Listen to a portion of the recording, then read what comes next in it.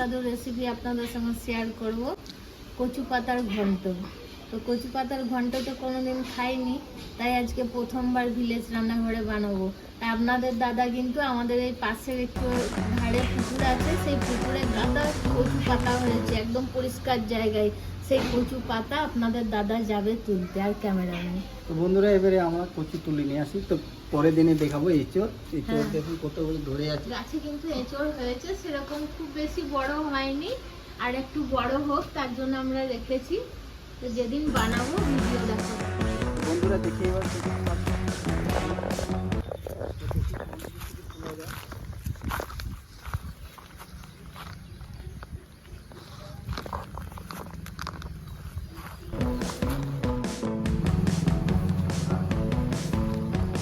দেখে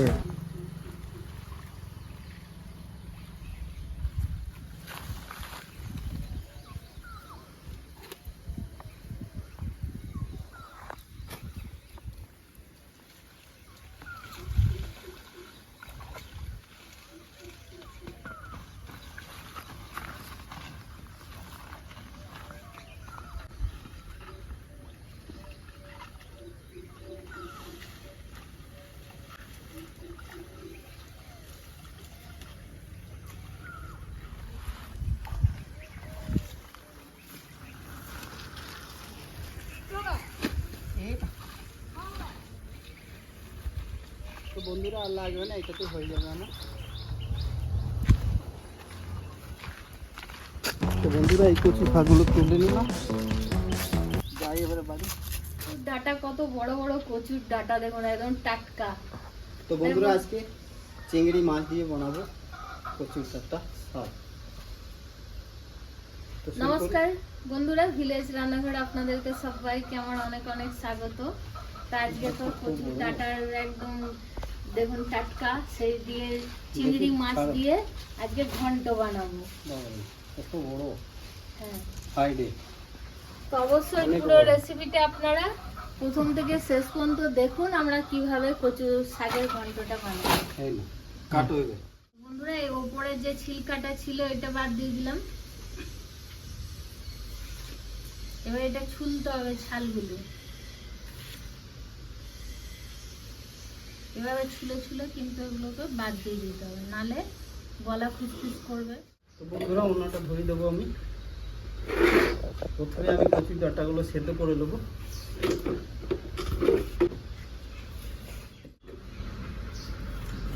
কাটা ধোয়া হয়ে গেল, বলছি আপনাদের দাদা বলছে কম হয়ে যাবে, তার জন্য আরো দুটো দিয়ে দিই। বন্ধুরা, জলটা দিয়ে দিচ্ছি, আর একটু দিয়ে দেবো। প্রথমে আমি কচুগুলো সেদ্ধ করবো, আবার যদি লাগিয়ে দেবো।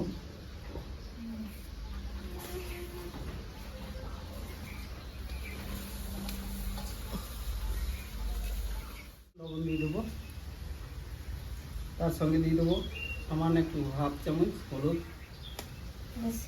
10 মিনিট ঢাকা দিয়ে রেখে দিচ্ছি। এবার আমি মাছগুলো বেছে নেবো।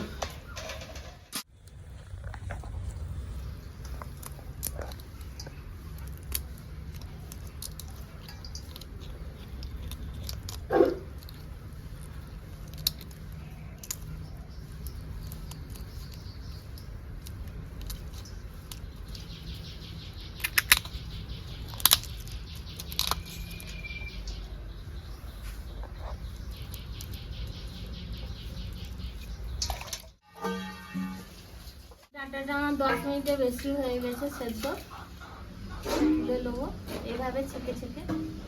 সবারই আগে আমি চিনাবাদাম ভেজে নেবো।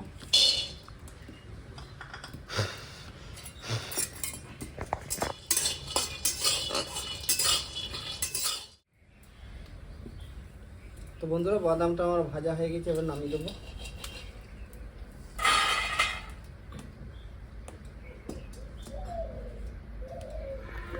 দিয়ে দেবো কড়াইতে সরষের তেল।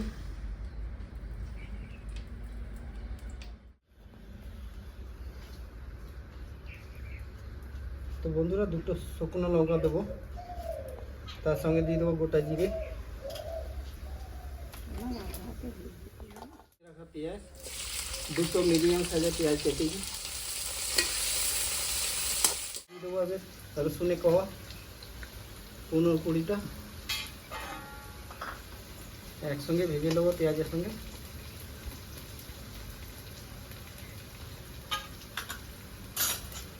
কাঁচা লঙ্কা দিয়ে দেবো।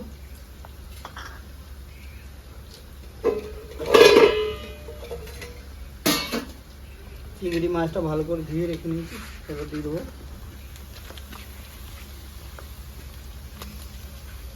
গরম লাগছে লাগবে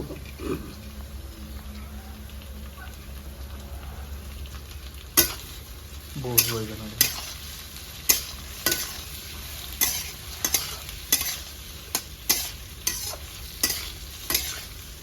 দুবা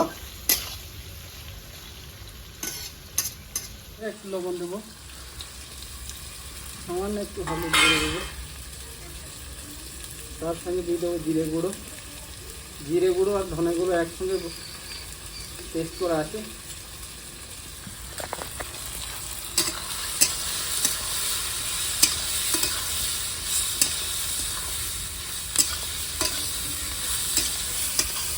বন্ধুরা এবারে আমি কচি ডাঁটাগুলো ভেজে সেদ্ধ করা দিয়ে দেবো।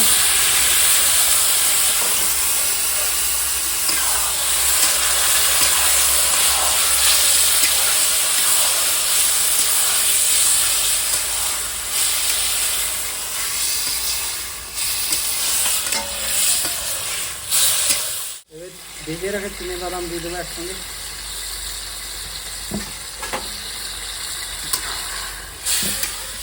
বন্ধুরা রান্নাটা হয়ে গেছে কমপ্লিট, এবার নামিয়ে দেবো আমি।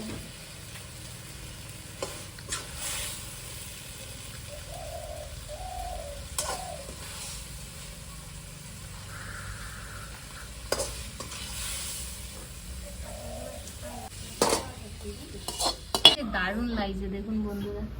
এবার খাওয়া দাওয়া করে দেখি। তো বন্ধুরা রান্নাটা হয়ে গেছে কমপ্লিট, এবার প্রচুর খাওয়া দাওয়া ডাঁটার করে ঘন্ট। দেখি। দারুণ গন্ধটা তো দারুণ হয়েছে, খেতে তো ভালো লাগবে।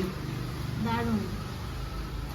এটা ভেজে রান্না করে প্রথম 10 মিনিট খুব বেশি। এটা ভিলেজ রান্না করা বন্ধুরা প্রথম নতুন রেসিপি।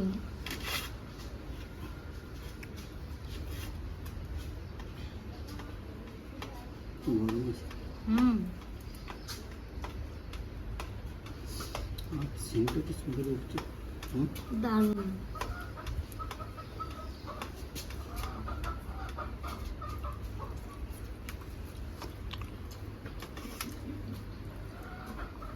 দারুণ দারুণ দারুণ দারুণ। তার সঙ্গে আবার চিংড়ি মাছ সলিড। এই গলদা চিংড়ি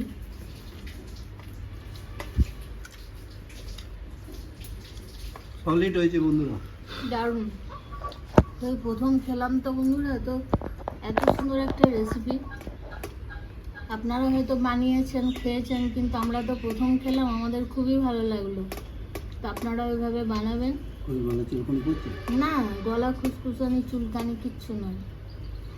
আপনারা এভাবে বানাবেন আর কমেন্টের মাধ্যমে জানাবেন কেমন লাগলো। ভিলেজ রান্নাঘর চ্যানেলটিকে ফলো করবেন, সাপোর্ট করবেন। ইউটিউব থেকে যেসব বন্ধুরা দেখছেন তারা অবশ্যই সাবস্ক্রাইব করে পাশে থাকবেন, বেল ঘন্টি পাশে ক্লিক করবেন আর নোটিফিকেশনটা অন করে রাখবেন, যাতে ভিলেজ রান্নাঘর চ্যানেলটি আপনার কাছে চলে আসে। আপনারা খুব ভালো থাকবেন, সুস্থ থাকবেন। কাল আবার নতুন ভিডিওয়ে দেখা হবে। তো বন্ধুরা ভিলেজে রান্না করে নতুন নতুন ভালো ভালো আর এইভাবে রেসিপি দেখলো দেখার জন্য ফেসবুক চ্যানেলটাকে ফলো করবে আর পাশে থাকবে।